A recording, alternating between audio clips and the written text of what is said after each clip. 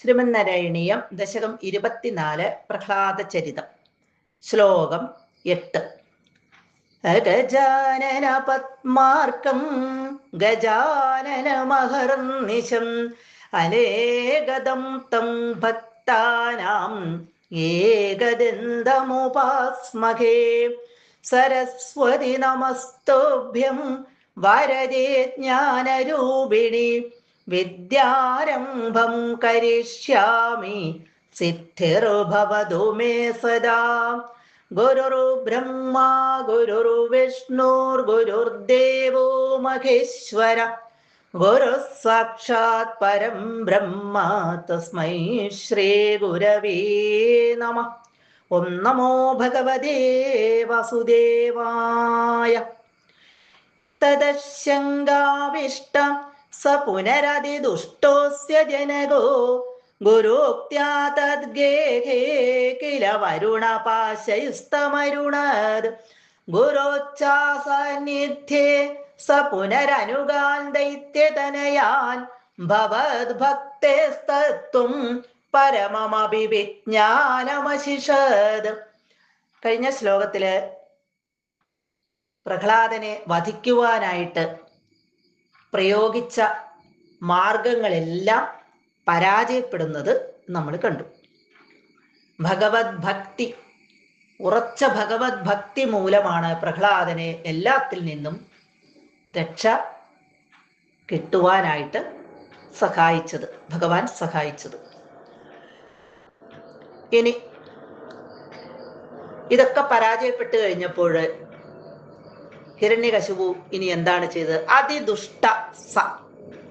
അതിദുഷ്ടനും സ അസ്യ ജനക, ഇവന്റെ അച്ഛനുമായ ആ ഹിരണ്യകശിപു തഥ, അതുകൊണ്ട്, അതായത് വധത്തിനു വേണ്ടി, കൊല്ലുവാൻ വേണ്ടി പ്രയോഗിച്ച മാർഗങ്ങളെല്ലാം മുടങ്ങിപ്പോയതുകൊണ്ട് ശങ്കാവിഷ്ട, ശങ്കിതനായിട്ട്, ശങ്കയുള്ളവനായിട്ട് പിന്നീട്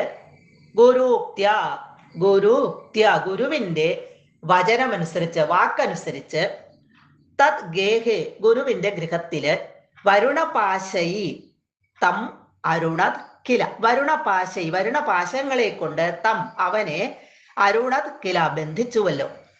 ഇതെല്ലാത്തിൽ നിന്നും പ്രഹ്ലാദൻ രക്ഷപ്പെട്ടു പോന്നു കഴിഞ്ഞപ്പോൾ, കൊല്ലുവാൻ വേണ്ടി ശ്രമിച്ച എല്ലാ മാർഗങ്ങളിൽ നിന്നും ഇവിടെ പ്രഹ്ലാദൻ രക്ഷപ്പെട്ടു പോന്നതുകൊണ്ട് ഇനി എന്ത് ചെയ്യണം എന്നുള്ള ഒരു ശങ്കയായി, സംശയായി ഹിരണ്യകശിപുവിന്.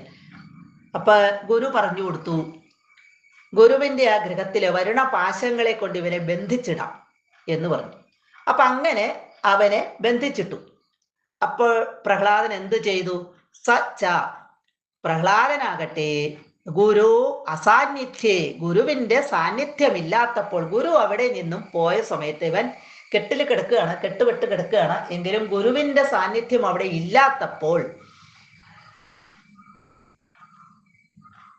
അനുഗാൻ ദൈത്യതനയാൻ, അനുഗാൻ ഇവിടെ കൂട്ടുകാരായ ദൈത്യതനയാൻ, അസുരബാലന്മാരോട്, അസുരക്കുട്ടികളോട് വീണ്ടും ഭവത് ഭക്തേ, നിന്തിരുവടിയിലുള്ള ആ ഭക്തിയുടെ തത്വവും പരമം, ഉത്കൃഷ്ടമായ പരമമായ വിജ്ഞാനം അഭി, ആ മോക്ഷത്തിലേക്കുള്ള ആ മാർഗത്തിനെ കുറിച്ചുള്ള അറിവും അശിഷത് ഉപദേശിച്ചു.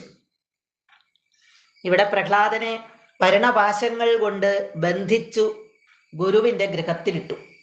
അപ്പൊ ഗുരു അവിടെ ഇല്ലാത്ത സമയം നോക്കി അസുരക്കുട്ടികളെ എല്ലാം, കൂട്ടുകാരായ അസുരക്കുട്ടികളെ എല്ലാം വിളിച്ച് ചുറ്റുമിരുത്തി പ്രഹ്ലാദൻ അവരോട് ആ ഭഗവത് ഭക്തിയുടെ ആ മാഹാത്മ്യത്തെക്കുറിച്ചും മോക്ഷത്തിലേക്ക് പോകുവാനുള്ള മാർഗങ്ങളെക്കുറിച്ചുള്ള അറിവും അവർക്ക് പകർന്ന് കൊടുത്തു. സർവത്ര ഗോവിന്ദ നാമ സങ്കീർത്തനം, ഗോവിന്ദ ഗോവിന്ദ.